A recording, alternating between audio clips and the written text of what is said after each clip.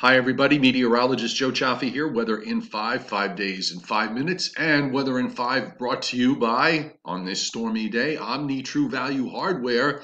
They're getting ready for the upcoming winter, so hopefully you're getting ready too.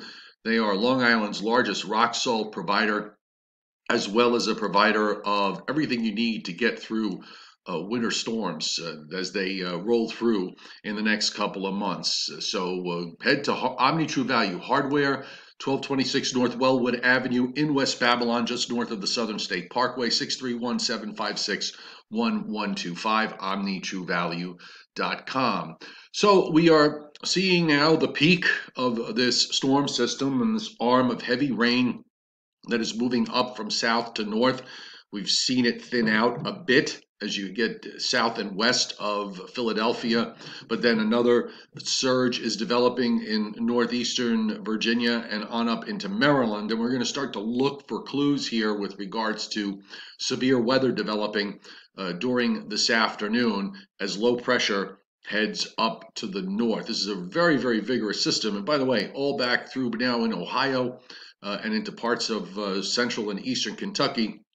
In the colder air, we are seeing some snow break out, and actually that snow may wind up being fairly significant down in the mountains of North Carolina and western North Carolina, where some places will probably wind up with up to a foot. And there may also be up to a foot of snow along the lakefront area in Ohio. Places like Cleveland, for example, could wind up with a sizable amount of snowfall out of this. So a very vigorous end of November storm that we are dealing with. And for you snow lovers, here's the extent of the snow as far south, believe it or not, even into northern Georgia.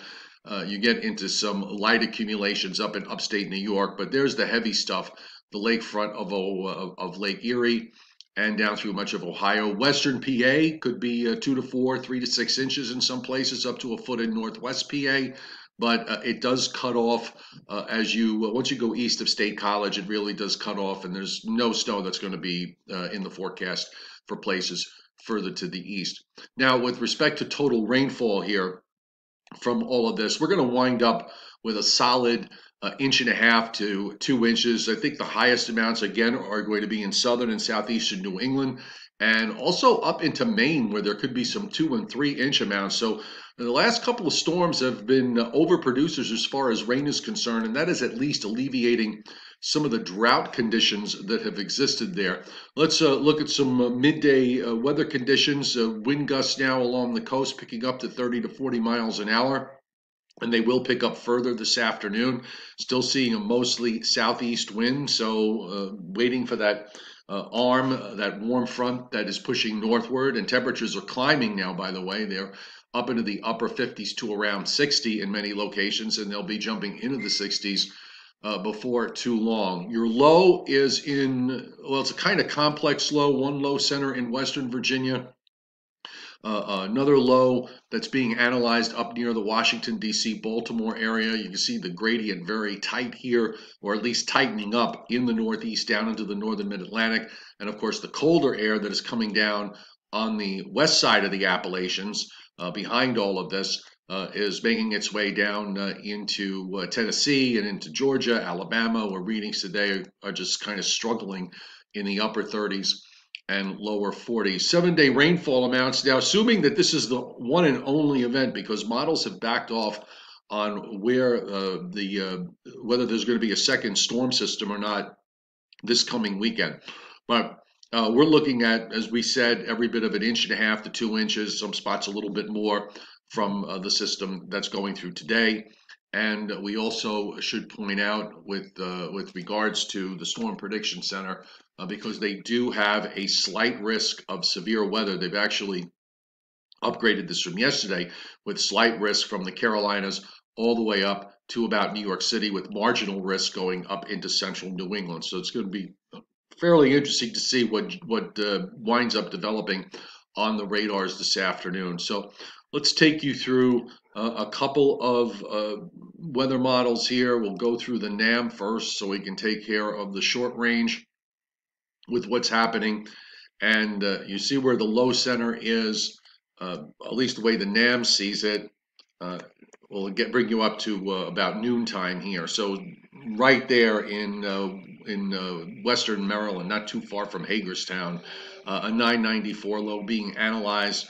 You've got your cold front that is extending down into northern Florida, colder air coming in on the backside, very warm tropical air surging up the eastern seaboard, and of course you see that patch of very heavy rain and possible thunderstorms into this afternoon. That lifts up to the northeast. Still some rain to deal with, at least for coastal areas, and maybe even another last batch of showers in areas in eastern Pennsylvania down into Maryland as the low moves north. Winds will shift around to the northwest.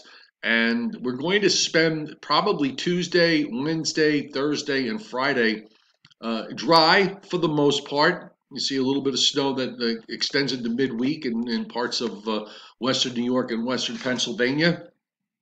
And there's still a little bit of a gradient, so it's going to be a blustery week with variable clouds for Tuesday and probably clouds and some sun for Wednesday, maybe a bit more sun as we head toward Thursday and for Friday. And with regards to what happens after that, now models have been hinting, we're showing actually a second big storm for this coming weekend.